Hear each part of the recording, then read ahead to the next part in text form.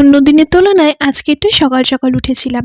তবে আজকে প্রতিদিনের মতন ঘুম থেকে উঠেই ফ্রেশ হয়ে স্নান করে এসে চা খেয়ে নিয়ে আজকে চলে গিয়েছিলাম পুজো করতে বসতে। কারণ আজকে ছিল বৃহস্পতিবার, আর বৃহস্পতিবার পুজো করতে একটু কিন্তু অন্য দিনের তুলনায় সময় বেশি লাগে। তো সেই কারণেই আর কি পুজোটা আগে সেরে নিলাম। আর মারু ঘুমাচ্ছিল বলে আমি কিন্তু বেডরুমটাকে পরিষ্কারও করতে পারিনি। তো মারু ঘুম থেকে উঠে ওই সোফার ঘরে চলে গেছে।